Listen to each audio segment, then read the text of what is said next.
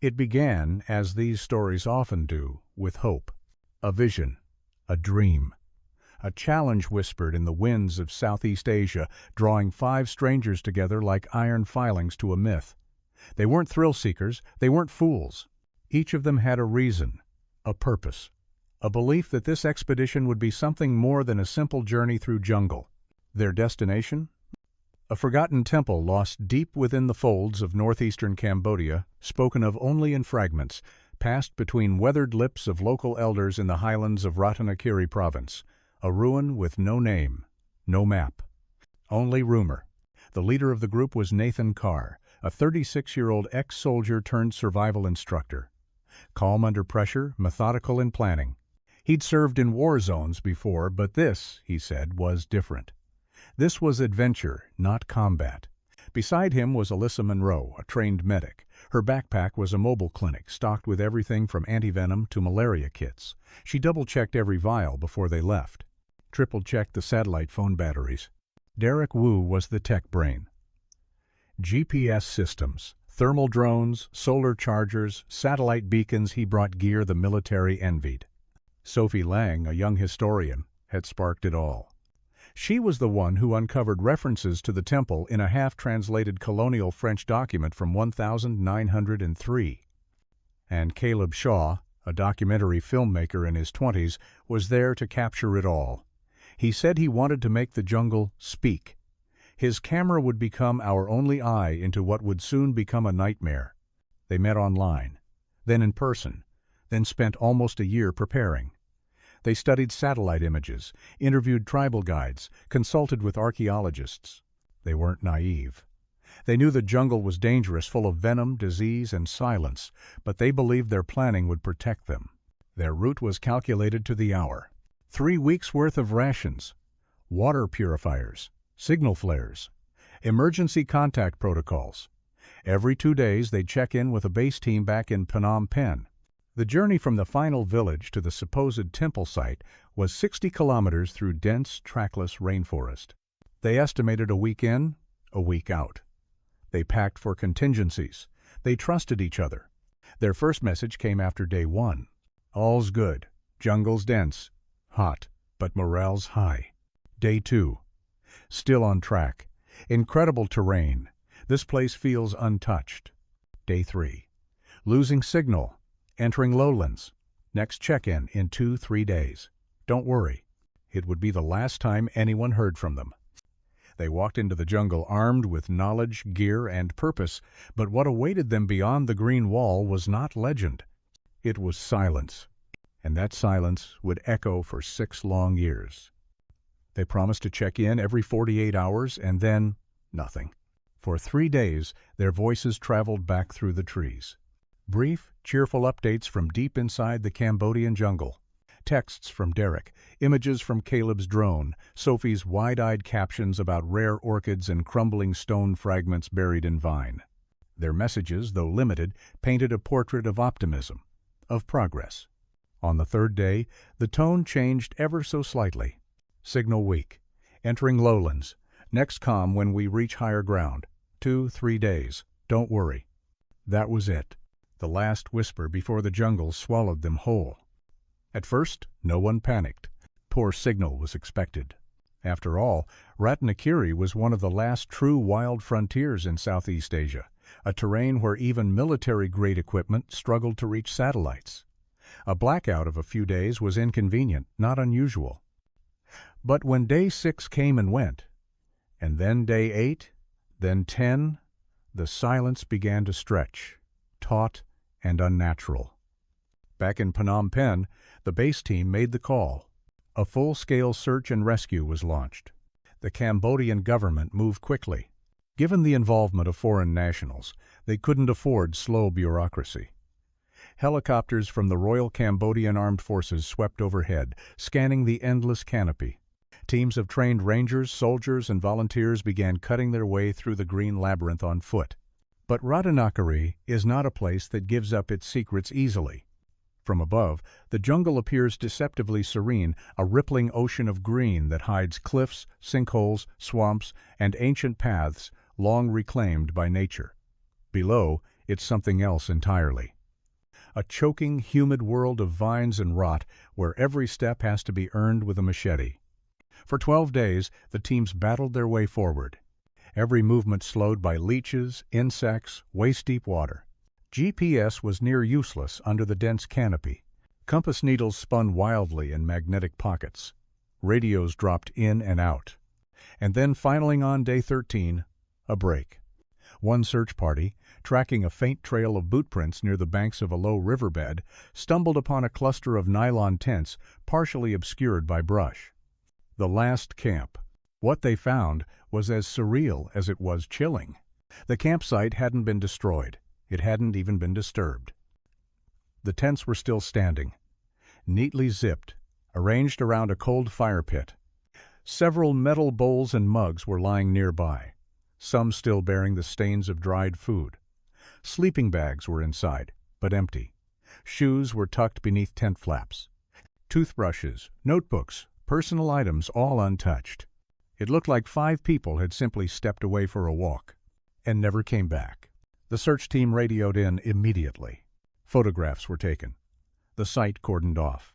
A military investigator and forensic analyst were airlifted in within hours. Everyone expected the worst signs of a struggle. Blood, evidence of an animal attack. They found none. No scratch marks, no drag trails, no broken branches, no predator footprints.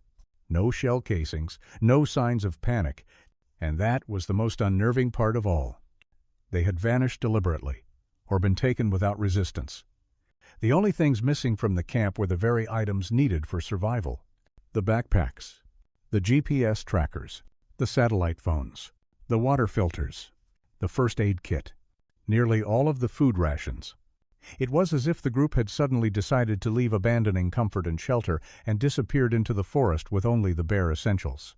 But why? And where had they gone? More importantly, why hadn't they checked in once they reached higher ground? Theories began to form quickly. The first and most obvious was that they had gotten lost. Perhaps something in the maps had misled them. Perhaps a storm rerouted the river. Perhaps panic led to poor decisions. But that theory collapsed under scrutiny. Nathan, the leader, was ex-military with experience in jungle terrain. Sophie had mapped this route meticulously. Derek's technology could triangulate coordinates within meters. Besides, if they were lost, why abandon the camp? Why leave sleeping bags, clothing, basic protection? The second theory was an attack. Poachers, smugglers, even rogue Khmer Rouge militias. But there were no signs of conflict. No signs of robbery. If someone wanted to harm them or abduct them, why leave behind wallets, cameras, and valuables? Why go to the trouble of taking only survival gear? And then came the third theory, the one no one wanted to say out loud, that something had led them further in, something they followed. A call, a sound, a sign, maybe even the very thing they came to find. The temple. Had they found it? Had they reached something so strange, so ancient, so disorienting that they no longer wanted to return? Or worse, had they been invited, but not allowed to leave? The search intensified. New units were brought in, expert trackers from the region, drone teams with infrared. But it was no use. After a full month, dozens of square kilometers had been cleared, and still not a trace. No footprints, no bones, no voices. The jungle had closed behind them, sealing its mouth like a predator who leaves no bones. And just like that, the world moved on. The families grieved. Governments filed paperwork. The expedition was declared an accident. An official statement cited extreme environmental conditions and probable disorientation. But those who'd seen the last camp, those who stood among the tents and untouched belongings, they knew. This wasn't an accident. It was something else. Something that didn't want to be found. Because there are places in this world where the rules do not apply. Places too old, too quiet, too untouched by time, where a misstep is not punished by death, but by disappearance. 6 years would pass before the jungle spoke again. And when it did, it wouldn't be through words. It would be through a man with no memory, and a map drawn in charcoal by hands that once held a camera. It was a humid Tuesday morning on the outskirts of Phnom Penh when a patrol car spotted him. He was walking along the edge of National Road 7 barefoot, emaciated, silent. A figure draped in tattered rags that once might have been cargo pants and a long-sleeved shirt, now unrecognizable from wear, dirt, and time. His beard fell to his chest, matted and wild. His hair was fused into thick ropes of dread-like tangles, and his skin blistered, darkened, scarred, looked more animal than human. The officer rolled down the window and called to him. No reaction. He slowed, got out, approached cautiously. The man didn't run, didn't speak, didn't flinch. He simply stopped walking and stared not at the officer, not at the car, but at some invisible point just over the horizon, like he was still following something. When they brought him to the district hospital, he didn't resist. He moved like a shadow. The nurses noted he was severely dehydrated, dangerously underweight, and had multiple layers of healed wounds, cuts, bruises, rope burns. He was covered in old scars like branches of a broken tree. No ID, no money, no shoes, just a broken body, and a mind sealed shut. At first, no one suspected who he was. In a city of millions, lost men appear all the time, vagrants, refugees, patients with untreated trauma. The hospital logged him as a John Doe, age estimated mid to late 20s, ethnically ambiguous, possibly Southeast Asian or part European. He was placed in a shared ward under observation. He didn't speak, didn't respond to Khmer, English, French, or any local dialect. He didn't cry. He didn't scream. He just sat, rocking gently, eyes fixed on the corner where ceiling met wall, as though something there held meaning only he could see. The doctors tried to engage him. They showed him flashcards, tried calming music, soft voices. Nothing. They began to assume he was another silent tragedy of the region, perhaps a man from the highlands suffering from years of isolation or untreated schizophrenia. He would be fed, cleaned, documented, then passed to psychiatric care. But fate, or something stranger, had other plans. A young medical intern named Lena Tran, working night shifts, was reviewing police reports for a thesis on mental health and identity loss. She paused on a photo. It was a blurry shot of the man found walking the road, taken from the patrol car's dash cam. She couldn't look away. There was something in his cheekbones, the slope of his eyes, the shape of his mouth. It stirred a memory, a video she'd watched years ago in university. A documentary trailer that had gone viral for a moment before being buried under time. She opened her laptop and searched Caleb Shaw, Lost Expedition 2017. When she found the photo, her breath caught. It was him, not a lookalike, not close. It was him. Younger, smiling, holding a camera in one hand and waving to the lens with the other. Behind him, green fines, jungle. Authorities were contacted. A DNA sample was taken. The result returned 3 weeks later. 100% match. The silent, feral man in the hospital ward was Caleb Shaw, the documentary filmmaker who vanished with 4 others in the jungles of Ratanakiri 6 years ago. The news exploded across the region. Reporters descended on the hospital. International media recalled the Lost Temple expedition. Families of the missing flew in. Authorities reopened the investigation overnight. But Caleb could not speak, could not recognize his own name, could not answer a single question. What he did carry, however, was a body that told its own story. Medical staff conducted a full forensic evaluation. What they discovered horrified them. His ankles and wrists bore deep, ring-shaped scars consistent with prolonged binding. His back and shoulders had hundreds of healed lash marks, as though beaten with vines or sticks over months, even years. His teeth were worn, some broken, none treated in over half a decade. His joints, especially knees and hips, showed the deterioration of a man twice his age, signs of relentless, punishing physical strain. His stomach lining lacked any trace of processed food or medication.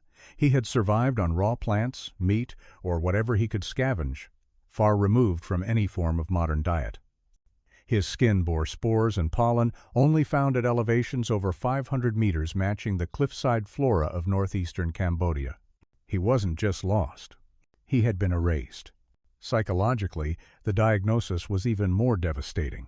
Caleb was suffering from severe dissociative amnesia, likely induced by extreme trauma. He didn't remember his name, didn't recognize photos of his parents, didn't understand the concept of language as we know it. He responded to no words, only sounds. Bird calls, cracks of thunder, the drip of water. Sometimes, in the dead of night, nurses would hear him make low, rhythmic clicking noises, guttural wet sounds, like the calls of some nocturnal creature. When shown images of his team, Nathan, Alyssa, Derek, Sophie, he stared at them blankly. No anger, no grief, no recognition. As though the faces were strangers from a dream long since burned away. But what broke the hearts of those who watched him was how he reacted to light. Caleb would sit by the window for hours, unmoving, not watching, not blinking, just absorbing the outside world like it was foreign, as if the sky itself felt wrong. He was terrified of the open sky, flinching during storms, cowering from loud winds. Yet he couldn't sleep under ceilings either. He preferred corners, dark places. He refused hospital food at first, only eating when no one watched, often hiding scraps under the bed, under his mattress, behind the radiator. A survival instinct honed not in civilization, but in captivity. He had returned. But he had not come back. Not really. What came back was a shell, a body that once belonged to Caleb Shaw. A mind splintered into silence. And in that silence something ancient, primal, and deeply afraid. Investigators hoped he held answers. But Caleb held only echoes. The world had spent 6 years asking what happened in that jungle. Now, the only man who could answer had forgotten the question. Or perhaps he remembered everything, but knew it was better left unsaid. He couldn't tell them what happened. Not with words, not with writing, not with sound. But his body, his skin, his bones, the way he flinched when the door creaked, it remembered. Caleb Shaw, 28 years old, had been missing for 6 years. Now he was back, seated on a hospital cot under fluorescent light, wrapped in a loose linen gown, silent, still, watching the floor like something might rise from it. The hospital ran every test imaginable. His charts became a puzzle no one wanted to solve. The first thing they noticed was his weight. Caleb weighed just under 100 pounds skeletal for a man of his height. His muscle mass had atrophied dramatically, particularly around the hips, knees, and ankles. These were not the results of 1 or 2 months of starvation. This was years of physical degradation.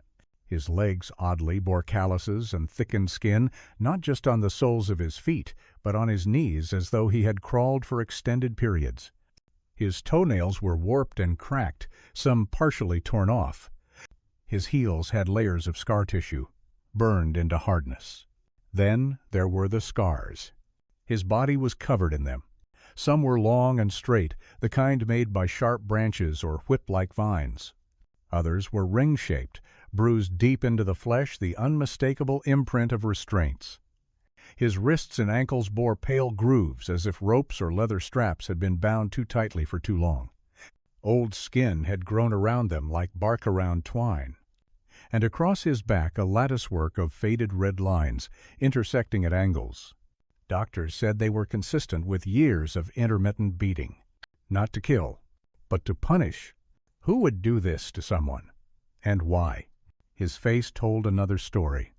The bridge of his nose had been broken at least twice. His jaw was slightly misaligned from a poorly healed fracture. His gums were inflamed, the teeth stained and cracked, likely from chewing hard plant roots or raw meat. There was no evidence that he had used a toothbrush or any form of hygiene in over half a decade. His fingernails were chipped and dirt-stained even after cleaning. Under the microscope, specialists found pollen and fungal spores that didn't match anything near Phnom Penh. One species of spore could only be found on limestone cliffs at high elevations over 500 meters deep inside Cambodia's interior. Another matched a rare variety of highland fern that grows exclusively in shaded valleys known for their inaccessibility. Wherever Caleb had been, he had been very far from civilization. Inside his blood, the clues deepened. Toxicology showed no trace of synthetic chemicals. No antibiotics. No modern drugs. No caffeine. No sugar. His diet had likely consisted of wild plants, insects, and possibly raw animal protein. Caleb's immune system showed markers of tropical fevers, many of which would have killed him without treatment, yet somehow he had survived. His digestive system had adapted over time, becoming more primitive in its microbial makeup, more suited to foraging than farming. This wasn't just a man who had been lost in the jungle. This was someone who had lived there. The most chilling revelation, however, came from his mind. After basic scans, the neurology team diagnosed Caleb with severe dissociative amnesia, possibly compounded by chronic PTSD and long-term sensory deprivation. In layman's terms, his identity had been severed from his consciousness. Not only did he not remember what had happened, he didn't remember being human. He showed no reaction to his own name, didn't flinch when shown childhood photos, didn't respond to English, or Khmer, or French. No alphabet, no gesture, no concept of language. It was as if the part of his brain that understood how to belong to the world had been switched off and replaced. With what? He spoke only in sounds. Low clicks, repetitive throat noises, rhythmic purrs or whistles not random but patterned. Linguists were brought in. They analyzed hours of footage studying his vocalizations. Their conclusion? It wasn't language, not in the human sense, but it was communication. It had rhythm, repetition, contextual variation. Some believed it was a primitive substitute for language, perhaps developed in captivity, taught to him, or adapted through mimicry of the forest itself. Animal sounds, bird calls, water patterns all fused into a strange, haunting code. But it wasn't just the way he spoke. It was the way he moved. Caleb rarely stood upright for long. He preferred to sit curled in a corner, arms wrapped around his knees, head bowed. He didn't sleep in the bed provided. He would build a nest of blankets on the floor, hide food inside pillows, tear pieces of fabric to make small pouches, which he tucked inside the radiator. When the nurses brought meals, he wouldn't eat until they left. Then he would devour it quickly, looking over his shoulder as if expecting someone to take it away. The trauma was imprinted in muscle memory. They tried therapy. Caleb didn't respond to talk, or music, or color. He didn't draw. He didn't write. But one day they gave him a piece of charcoal, and something happened. He held it like a stone, then scratched it across a white sheet. At first it was chaotic, just lines, jagged, frantic. But slowly, over days, a pattern emerged. A split in a river, a slanted mountain, a grouping of trees, and always a crude X at the center. The doctors realized he wasn't drawing from imagination. He was remembering. That was the turning point.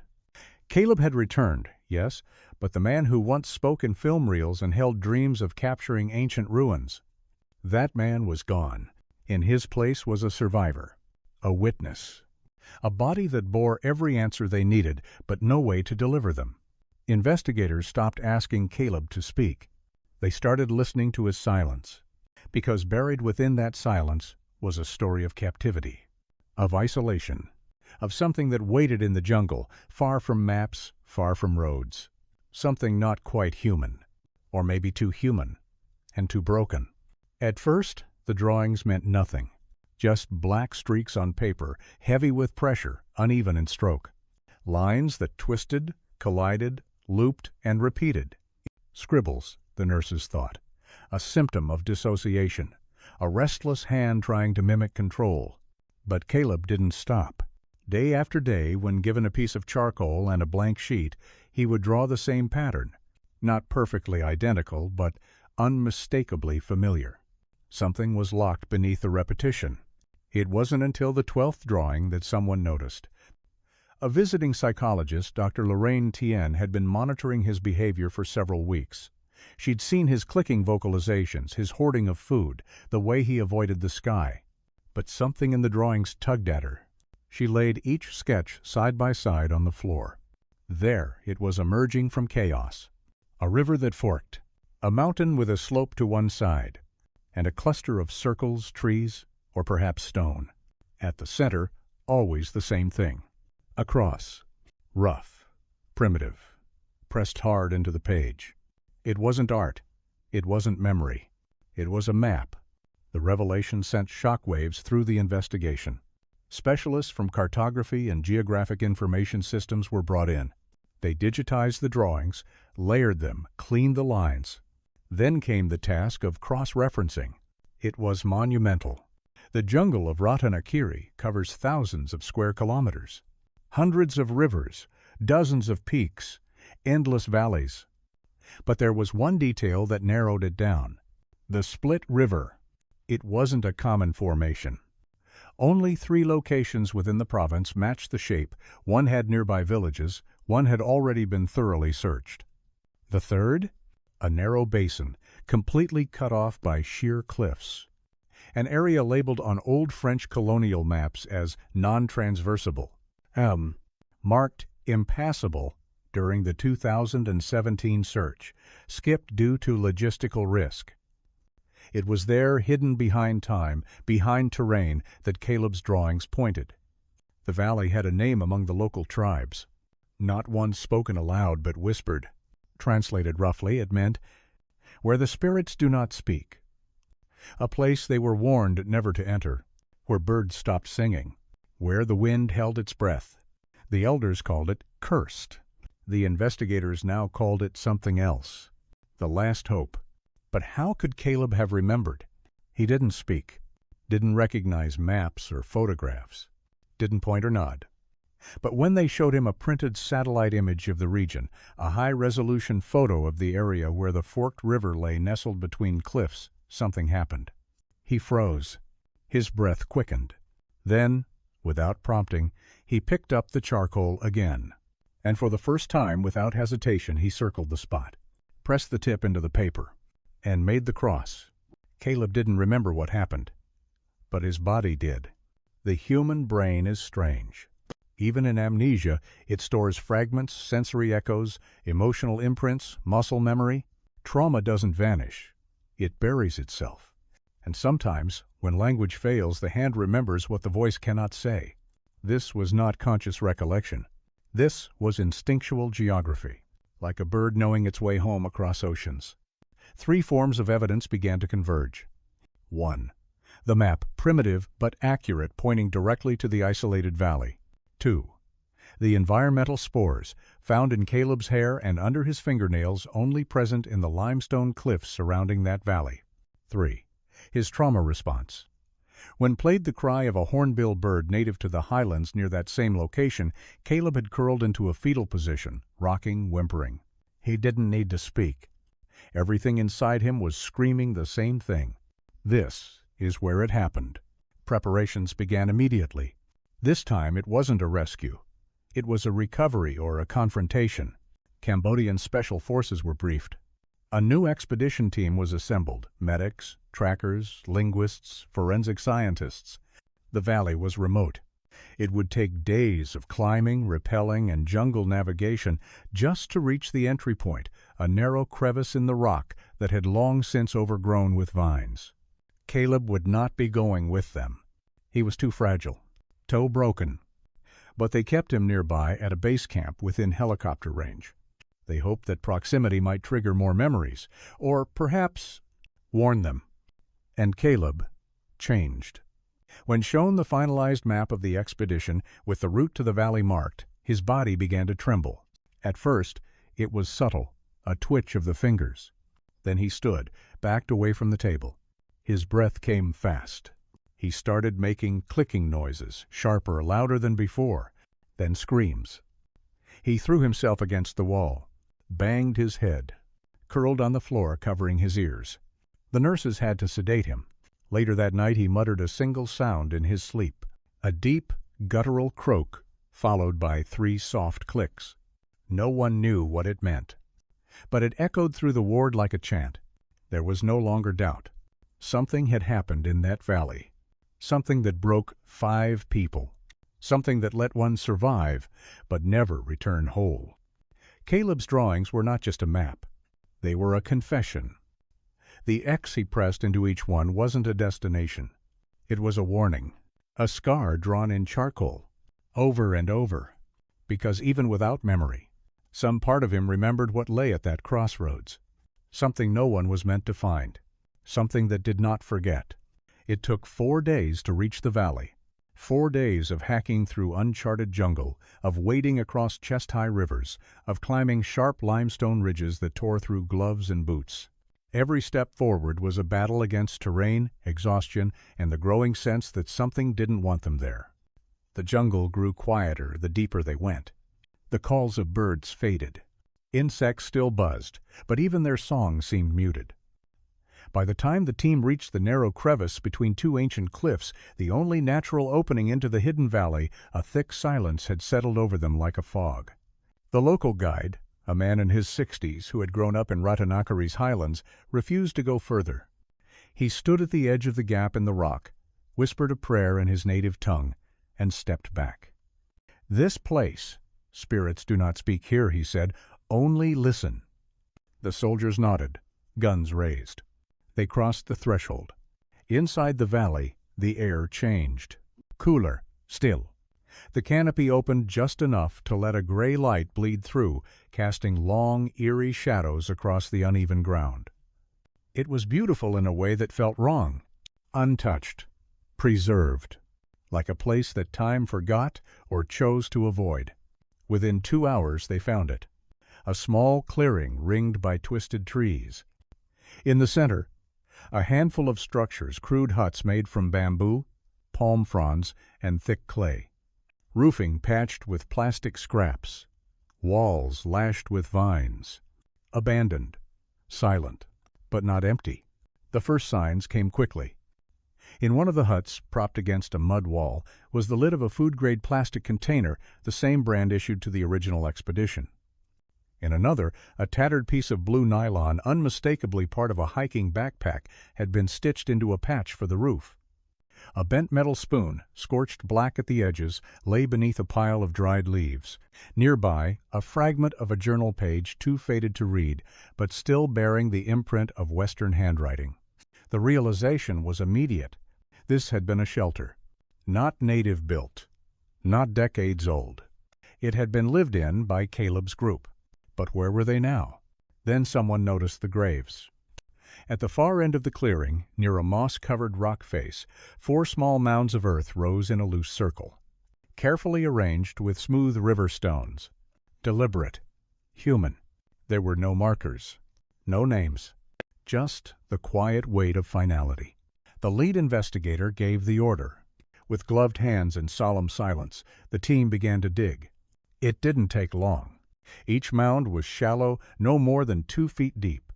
The soil, undisturbed by animals, had kept its shape. The first body was curled in a fetal position.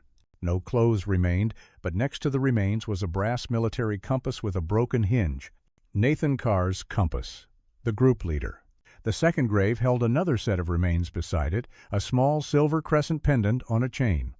Sophie Lang's. Her father had given it to her before she left. It had been in every photo she'd ever posted. The third and fourth contained what was left of Alyssa Monroe and Derek Wu, confirmed by a weathered medical ID tag and a cracked, partially melted GoPro lens still tied to a strap. They were all here. All except one. Caleb had not buried strangers. He had buried friends. A forensic specialist conducted a preliminary examination of the bones, right there in the clearing. There were no signs of blunt force trauma. No stab wounds, no bullets, no fractures, nothing to indicate execution, murder, or animal attack. But the bones told another story. Porous tissue, severe calcium deficiency, bone marrow shrinkage, multiple small fractures from falls or pressure, never treated. The final assessment? They died slowly, from a combination of starvation, tropical illness, dehydration, and complete physical exhaustion. This was not a massacre. It was a breakdown of the human body over time in an environment that showed no mercy. But the question remained, why? Why didn't they leave? Why didn't they activate their emergency beacons? Why didn't they call for help? Investigators searched the huts again. There were no satellite phones, no maps, no backpacks, no notebooks detailing what happened. Only fragments of life, torn fabric, broken buttons, scorched cookware. It was as if their connection to the outside world had been deliberately erased or stolen. And then came the deeper horror, because as grim as the discovery was, something else became clear. These graves were cared for. The stones were arranged with purpose, the spacing between them measured. The bodies were not dumped, they were placed. Who had done this? It wasn't a rescue team. It wasn't wild animals. Someone, perhaps one of the 5, had buried their dead with care, and only one of them had ever come back. The team stepped back from the 4th grave. The forest swallowed the sound again. The silence was now a presence, not absence. Something watching, waiting. This wasn't just a site of death. It was a place of endurance, of ritual, of unspoken rules. They looked at the map again, the crude one Caleb had drawn in charcoal. The X he had always marked was not directly in the clearing. It was just beyond it, near the base of the cliff, a second site. The team followed the line of the rock face. Soon they saw something strange. Faint scratch marks along the stone just above human height. Not random directional. Leading inward. Behind a curtain of moss and vines they found it. A narrow opening. Dark, cool, breathing. A cave. What they found inside would change everything. But that part of the story belonged to the man waiting in the dark. A man who had lived here longer than any of them. A man who hadn't seen another soul in decades, until 5 strangers stepped into his valley, and then, slowly, began to die. They followed the scratches into the dark. Thin, shallow markings, carved not with metal, but with something softer, stone, bone, or maybe even nails. They lined the rock face near the 4 graves, curling around to a thicket of vines. When the team pulled the curtain of green aside, they found what the map and Caleb's instincts had been pointing to all along. A cave mouth, half collapsed, just wide enough for a crouched man to pass through. Inside, the air changed. It was colder, still, laced with the smell of mold, smoke, and something else, something older. The kind of smell that clung to places where time had stopped paying attention. Flashlights clicked on. Guns raised. The soldiers moved silently, one behind the other. The passage sloped inward, deeper than they expected. The walls bore the same markings as the stones outside, crude etchings, lines, dots, and half-shapes. Not quite symbols, not quite writing. And then, at the far end of the chamber, they saw him. He sat crouched in the darkness, arms wrapped tightly around his knees. Hair long and tangled, beard thick and gray. He wore the skin of a jungle animal, crudely stitched, wrapped around his body like a cloak. His feet were bare, blackened with dirt. His nails were long, curled under. When the light hit his face, he didn't flinch. He simply stared wide-eyed, alert, but unafraid. Like a creature who had lived too long in silence to fear noise anymore. The commander called out to him in Khmer. No response. Another soldier tried French, then Vietnamese. Nothing. And then, from deep within his throat, the man made a clicking noise. Low, rhythmic, familiar. It echoed across the stone walls like an old bell. The same sound Caleb had made. The same language not of words, but of rhythm and instinct. The team froze. This wasn't a wild animal. This was a man. But not a man who belonged to the present. Not anymore. Later, forensic experts would determine he was likely in his 60s, possibly early 70s. Ethnically, Khmer. Malnourished, but resilient. Despite years, maybe decades of isolation, he was remarkably functional. His muscle memory intact, his motor skills sharp, his survival techniques unmatched. But his mind was fractured. When questioned over days, then weeks, he never once spoke a word in any known language. He communicated only through sounds, gestures, and the primitive code of clicks and hums he had seemingly created or inherited. And then came the theory that he had once been a soldier, Some believed he had served with the Khmer Rouge during the Cambodian Civil War. A young man sent into the jungle with a rifle and a uniform only to never return. Perhaps he'd deserted. Perhaps he'd committed atrocities too heavy to face. Or perhaps, when the regime fell, he simply hid deeper and deeper into the forest, where memory couldn't follow. And in that hiding, something broke. He stopped being a soldier, stopped being a man, became something else, a ghost with a heartbeat, a mind unspooled. But he survived by foraging, by trapping, by carving shelter from stone and bone, and by waiting, though he didn't know what for. Then, one day, they came. 5 strangers. Caleb, Nathan, Alyssa, Derek, Sophie, exhausted, lost, starving, wandering into his valley like shadows in reverse. They didn't know where they were. He didn't know who they were. But he saw them, and he took them in. Not out of violence, not with malice, but out of loneliness. To him, they weren't invaders. They were companions. The family the jungle had never given him. And in his broken mind, he did what he thought was right. He kept them close, taught them his sounds, fed them what he ate, disciplined them when they didn't listen. He didn't understand words like freedom, consent, autonomy. He only knew possession, like a child clutching a doll. The camp was his attempt at structure. The plastic patches on the roof, the buried graves. These weren't trophies. They were attempts at meaning, at ritual. When they died slowly, over time he didn't flee. He buried them as best he could. Stacked stones like he'd seen others do, maybe decades earlier, before his language was lost. And when only Caleb remained younger, stronger, more adaptable, he held on even tighter. For 6 years, Caleb wasn't a prisoner.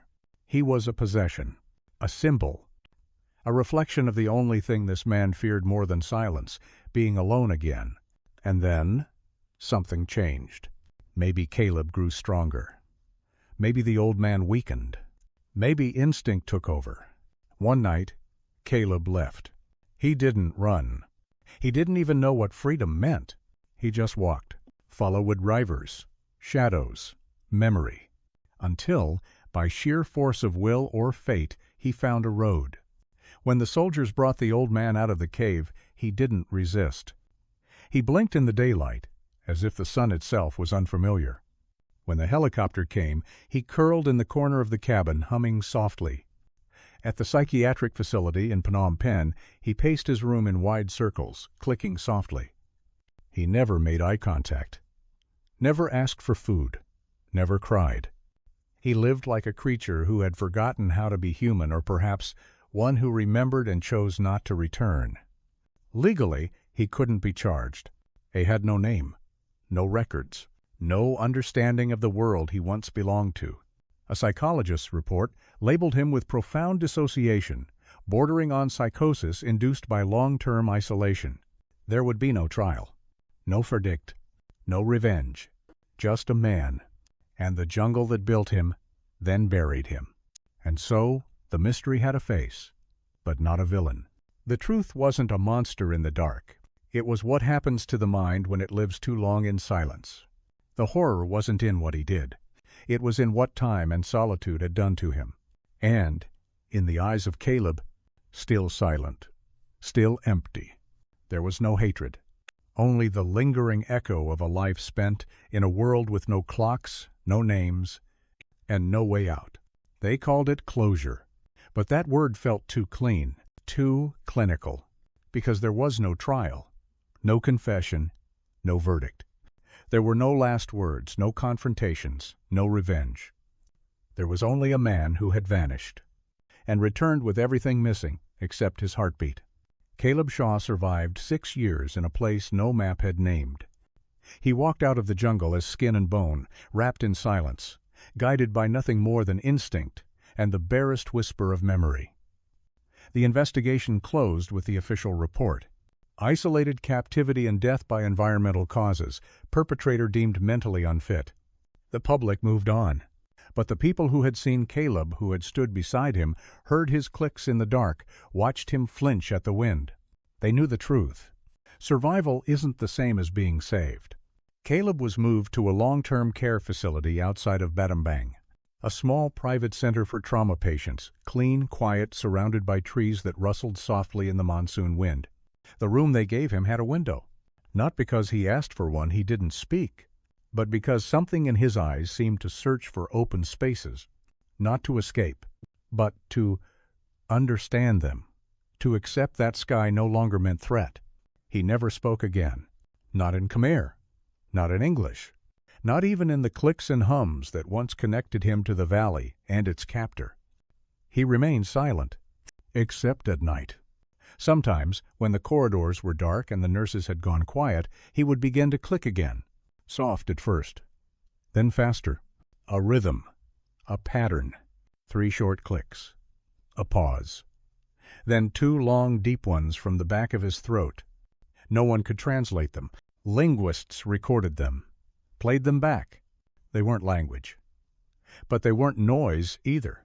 They were echoes, not from his voice, from his bones, as if some part of him was still speaking to someone or something, far away, in the trees, in the dark. Therapists tried everything: art therapy, touch therapy, mirror exposure, recorded voices from his past, photos of his parents, footage from the first few days of the expedition, smiling faces, shared laughter, green vines behind them. He stared blankly. At times he blinked more rapidly. Once, a single tear fell. But no flicker of recognition crossed his face. He had not forgotten them. He had lost the part of himself that could remember. That was the difference. There was one thing he did every morning. As soon as the sun rose, he would sit by the window. He never watched the nurses come and go, never responded to voices or music or even birdsong. But the trees, he would watch them sway, for hours, like they were telling him something. Like the wind through the leaves carried a secret language only he could almost remember, but never quite grasp. Time passed. The team that rescued him dissolved. The families of the others, Nathan, Alyssa, Sophie, Derek, held private memorials and buried the remains that had finally come home. There were interviews, a documentary proposal, a podcast season. Then it all faded. The jungle took back its silence. But Caleb remained. Every year, on the anniversary of his rescue, the staff would gather. Not because they were told to, but because something about him lingered in all of them. They'd light a small candle, leave a bowl of fruit by the window, and sit with him in silence for 5 minutes. He never acknowledged them, never nodded, never smiled. But one year, a nurse named Derry noticed something. As the flame of the candle flickered in the glass, Caleb leaned slightly forward and clicked just once. A quiet sound, barely audible, but deliberate. She didn't tell anyone for weeks. She wasn't sure it had happened, but when she finally reviewed the security footage, it was there. That click, like a reply, like a name remembered in the dark. He never tried to leave. He never paced, never acted out, never showed fear. But he never connected either. Existed. He moved through the hallways like a shadow pressed into flesh, present in form, but not in memory, not in self. Caleb Shaw, the boy who once dreamed of telling stories through a camera lens, who once believed in forgotten temples and whispered legends, was gone. What remained was something else. Was it trauma or transformation? Had 6 years in that valley broken his mind, or had it rewritten it completely? Some experts believed Caleb had developed captive-dependent identity, a rare psychological condition where a person, isolated and deprived for so long, adapts so completely to a new existence that the old one becomes foreign, rejected. Others argued it was a defense mechanism, that his silence was a wall against a pain too great to recall. But one voice, a doctor who refused to be named, said it best: "He's not hiding. He's not broken. He became part of something, and that something never let go."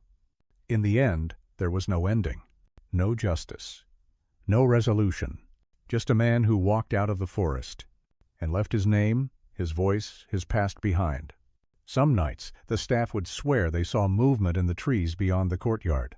Nothing ever appeared, but Caleb would turn his head, tilt his ear, and listen like someone had called to him in a language older than time. And then he'd click, just once, and return to the silence. They say the jungle doesn't kill, it changes. And for Caleb Shaw, the change was complete. He was not rescued. He was not saved. He was preserved, a living relic of a mystery too deep to name. And though he now sat among people, beneath fluorescent lights and tiled ceilings, a part of him had never left that valley. The part that still remembered the rhythm of the trees, the silence between the screams, and the language of the man who had no words.